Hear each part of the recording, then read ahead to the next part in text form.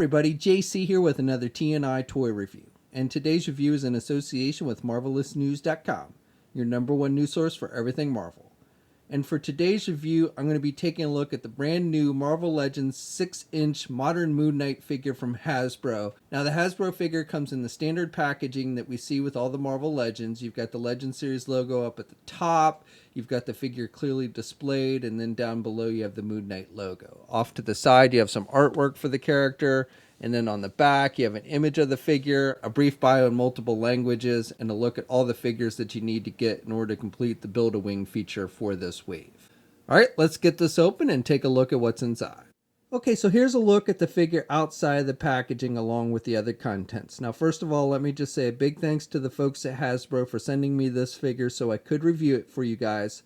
Also, just as a note, be sure to tune in tomorrow. It'll be tomorrow evening. Actually, I'll be doing a news video, a TNI news video, and I'm going to be revealing some brand new, never before seen Marvel Legends stuff. So again, probably around 5:45, 6 o'clock p.m. Eastern Time is when the video should go live, so be sure to tune in for that. Okay, so first of all, the Moon Knight figure comes with one of the left pieces for the Vulture Build-A-Wing, and I'll be taking a look at Vulture's wings in its own review once I've looked at all the figures in this wave, so be sure to check back for that. Next up, we get a pair of billy clubs like we saw with the Daredevil figure and several other figures in the line where you can connect it so it can make a longer staff, but it's not really that long enough to be an actual staff. So it's really, made to be the billy clubs for Daredevil. So they gave it to Moon Knight as well, but it's not really something that I think of when I think of Moon Knight. But it's done with the same kind of material, that rubber type material, so it does bend a bit. And again, you can connect the two pieces together.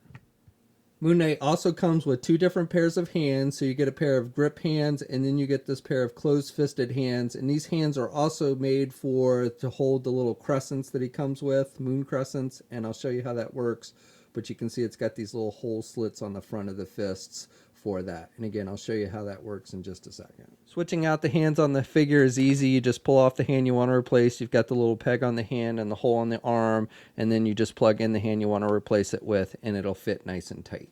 So for an additional weapon, Hasbro's also included this crescent moon boomerang type deal. This is kind of like a batarang, only it's shaped like a moon as opposed to a bat. He uses it kind of like a boomerang. So you've got the pointy tips on the end, and this is done with a pretty soft plastic, so it will bend pretty easily. And you want to have him basically hold it with the grip hands. He doesn't hold it super tight, but holds it good enough, I would say, especially in the right hand.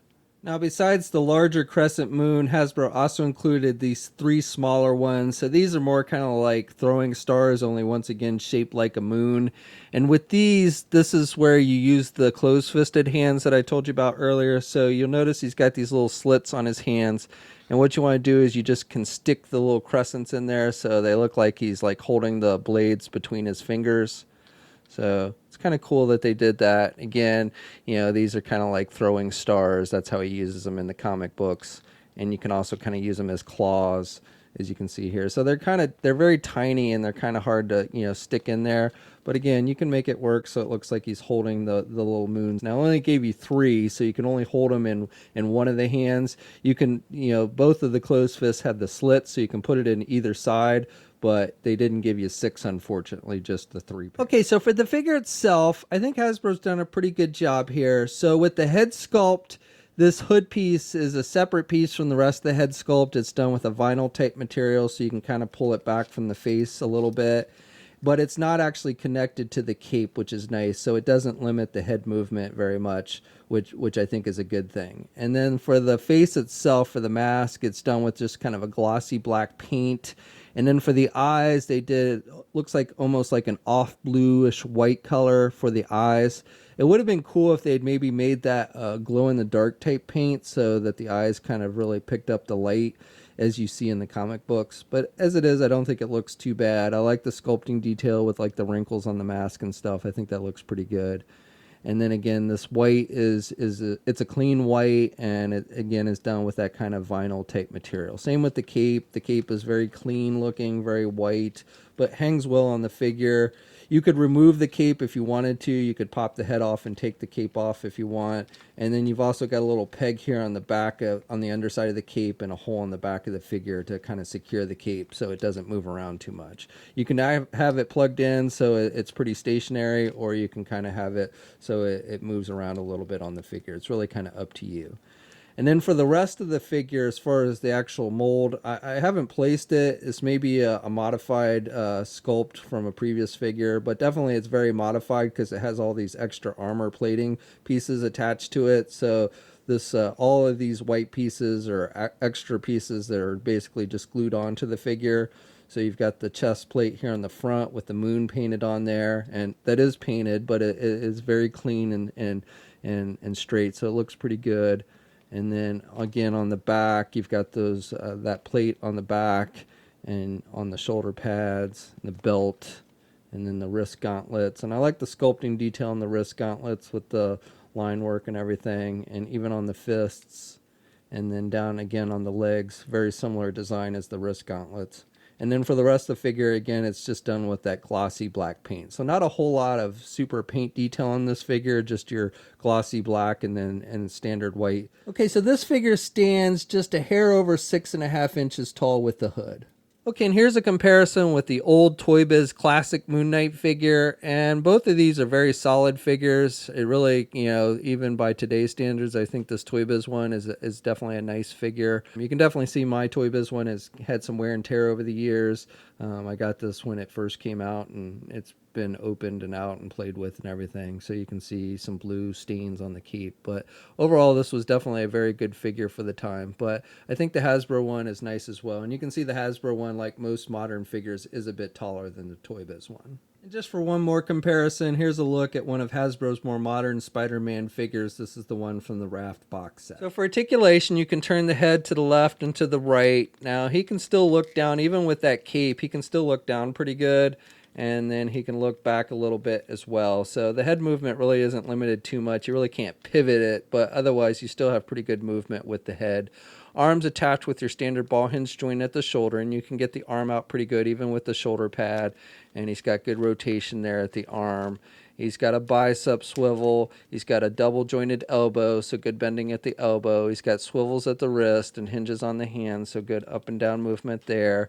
He's got an ab crunch type joint, so he can crunch down and he can look back there at the midsection. He's got a waist swivel. Legs are attached with ball joints, so he can do the splits about that much.